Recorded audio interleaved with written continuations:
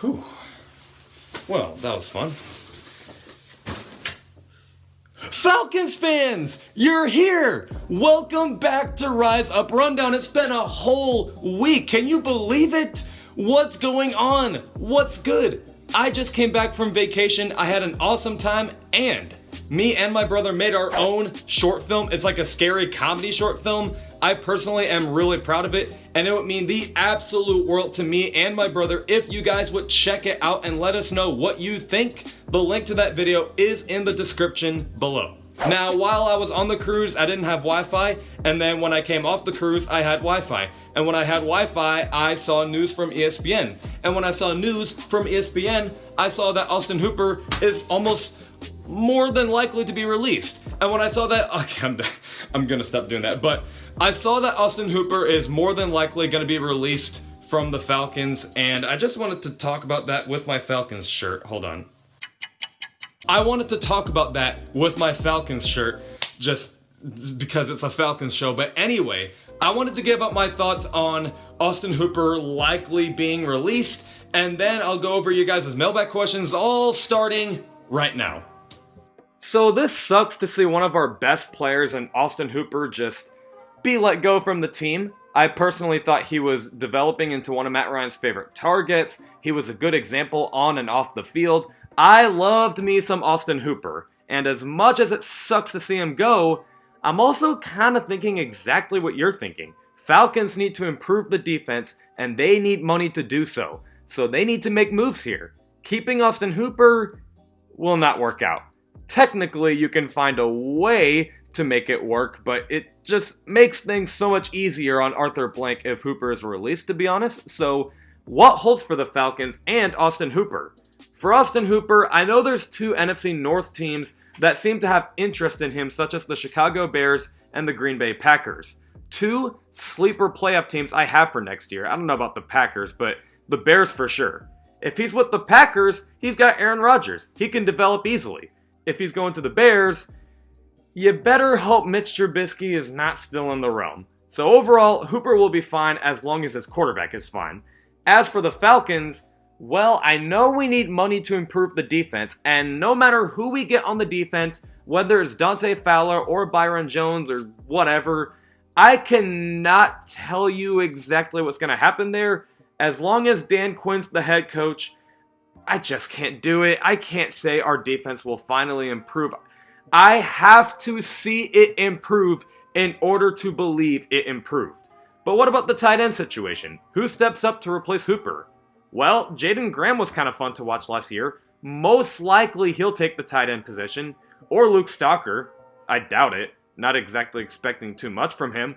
But with Jaden Graham, we just got to take it one day at a time. He's not going to break out or anything, I don't think. He won't be the next Tony Gonzalez or even the next Austin Hooper, but he might just be fine.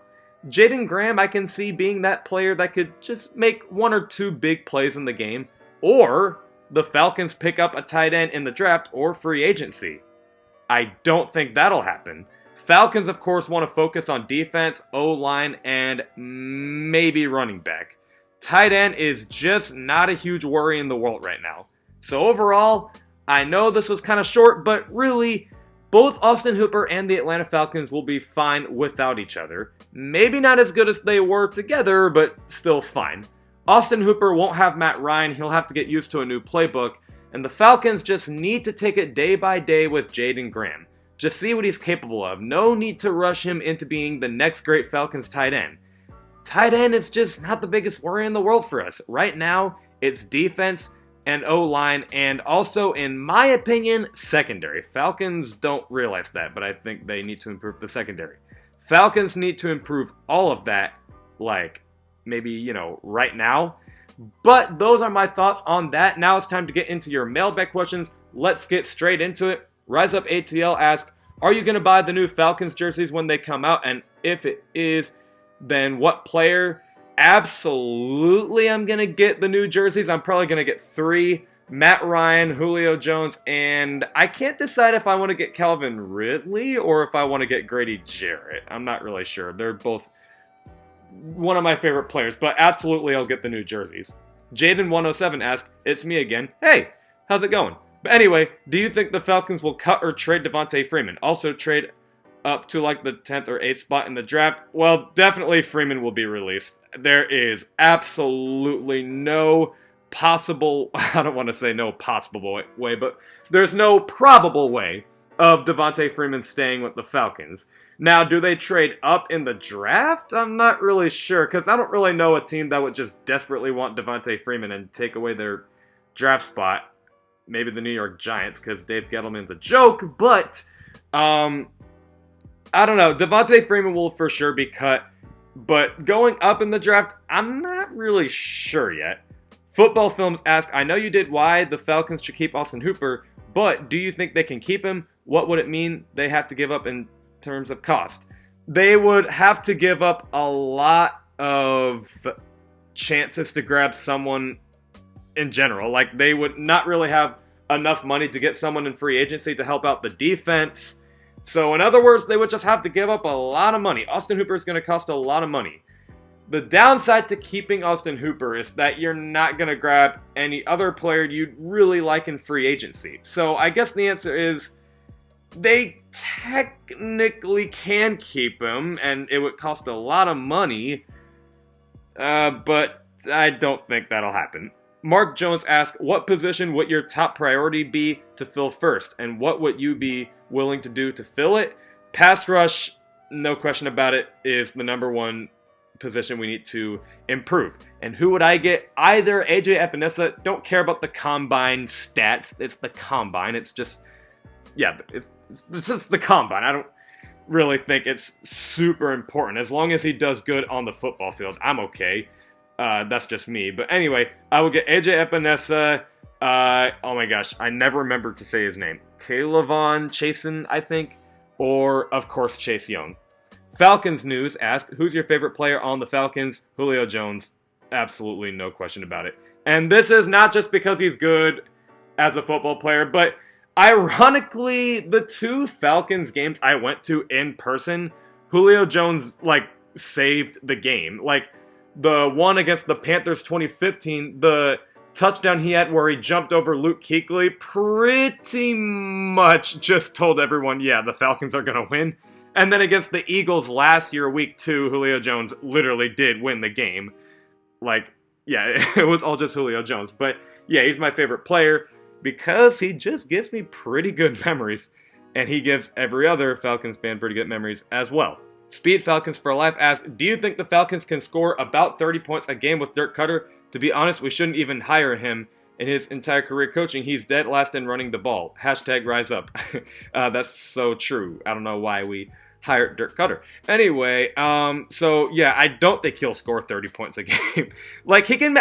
He can maybe score 20 points per game. I don't know, whatever that's worth.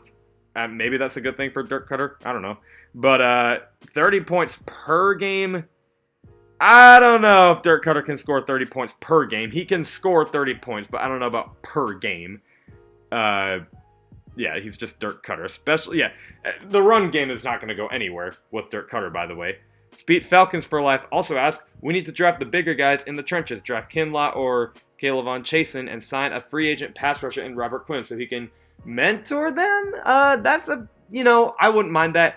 And we don't even have to get Robert Quinn. We can get Dante Fowler. And I know he's not, really a veteran.